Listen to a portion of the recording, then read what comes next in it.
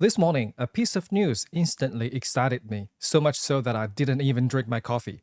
A recent study by KPMG, one of the big four accounting firms, indicates that the overall Australian real estate market will rise by 4.9% before the end of the fiscal year in June 2024, and then increase by another 9.4% in the following year.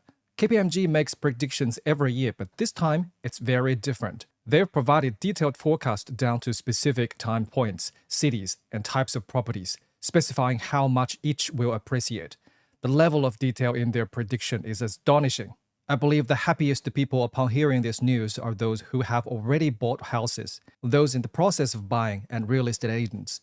On the other hand, the least pleased are the doomsayers and those who, no matter how hard they try to save, still cannot afford a house. The current market prices are already high, many can't afford to buy. With soaring rents, it's a clear housing market crisis. However, this crisis might only be resolved by letting house prices rise. This short-term solution might just draw from everyone's future wealth, merely pushing the crisis a bit further. Hey there, my name is Alex. Welcome to my channel where I share information about real estate investment, economic trends, and wealth creation. If you like this video, please smash the subscribe button and turn on the notification bell to watch new weekly videos. Without further ado, let's get into it. Whenever the name KPMG is mentioned, it gives me a feeling of authority, decisiveness, and utmost professionalism. It's one of the big four accounting firms that rejected my job applications numerous times after I graduated. Their analytical reports and forecasts are certainly worth a read. According to KPMG's latest report on major Australian cities' real estate, national housing prices will rise by 4.9% in the next 9 months, followed by a sharp increase of 9.4% before June 2025. Apartment prices nationwide are expected to rise on average by 3.1% before next June, and then grow by 6% in the subsequent 12 months. However, the rate of increase will vary by region. Perth will see the highest surge at 8.4%, but in the 2025 fiscal year, Hobart will outpace other cities with a growth of 14.2%. Over the next 2 years, apartment prices in Hobart will also lead all other capital cities, rising by 8.7% and 10%, followed by Sydney, Melbourne, and Adelaide.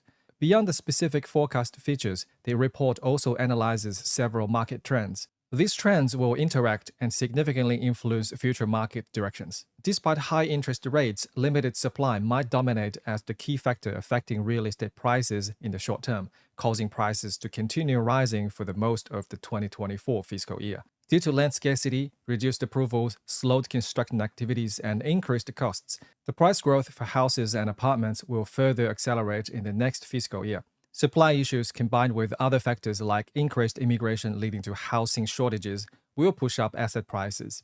It's anticipated that in the 2025 fiscal year, interest rates will be cut and loan conditions relaxed. With rents continuing to rise and buying becoming easier, renters will shift towards purchasing, further expanding demand. This will make it even harder for the developers and builders to keep up with the market demand, thereby accelerating the rise in housing prices.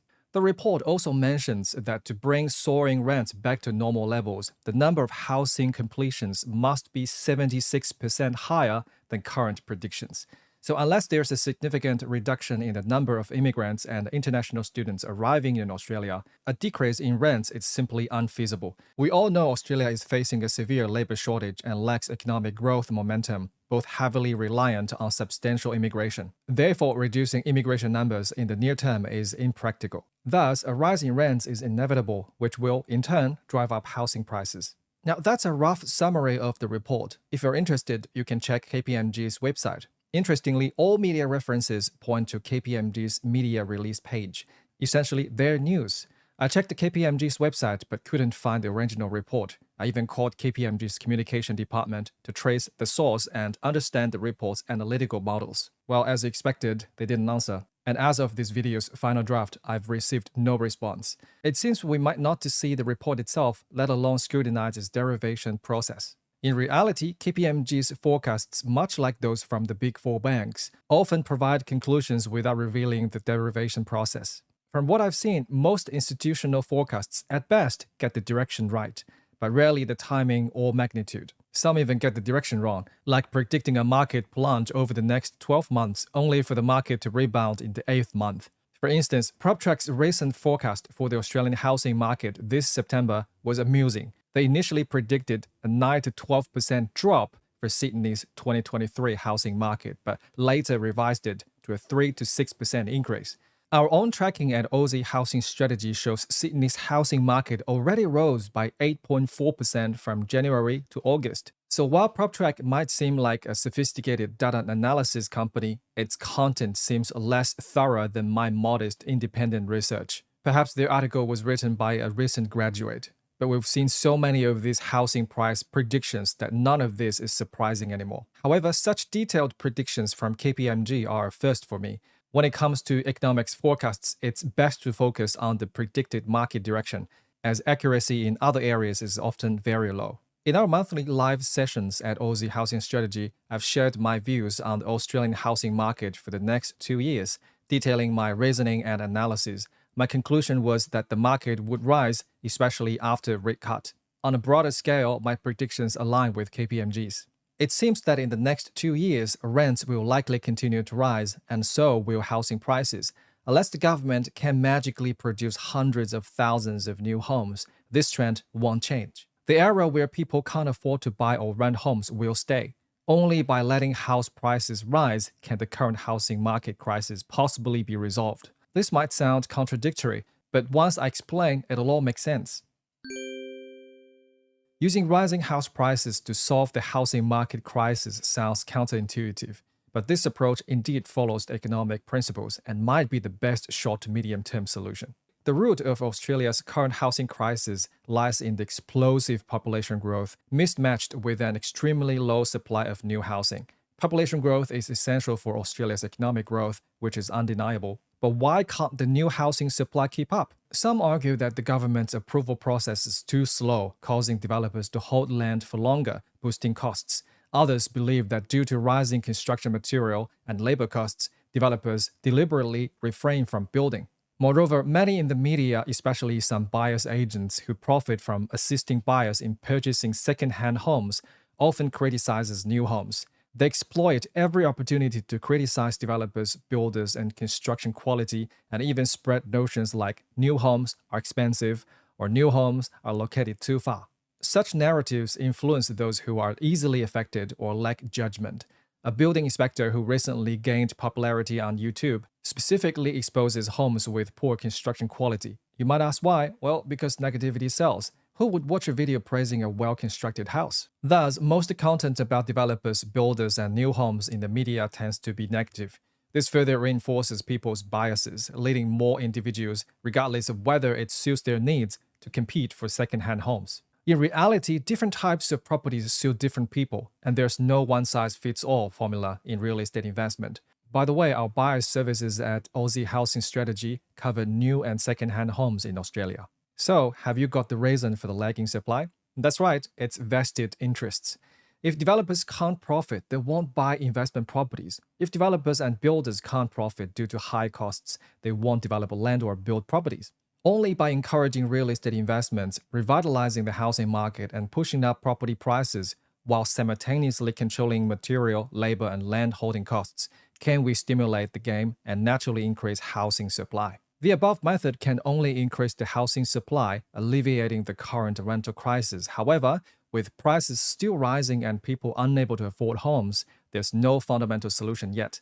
In my view, the issue of high house prices and unaffordability can be alleviated in the short term, but at the expense of economic health, indirectly pushing up housing prices. For instance, fiscal policies funded by government borrowing or increased taxation could provide financial subsidies, directly giving money to people in need to make homes more affordable and build more affordable rental homes and public housing.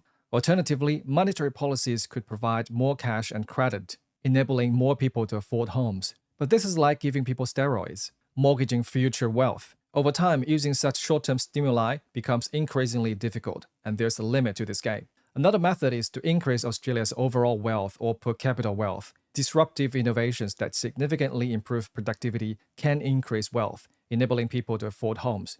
This is the healthiest approach, addressing the root of the problem, but it's also the slowest and most challenging.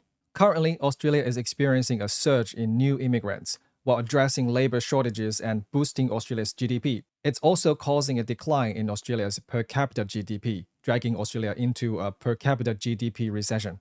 So, in the long run, whether more immigration improves or diminishes Australians' living standards remains unknown. Other wealth-generating methods for Australia, like export industries, heavily rely on iron ore, coal, lithium, and education exports. Australia will transition from depending on Chinese demand to diversifying, developing economic relations with India and Southeast Asian countries, and seeking new growth points.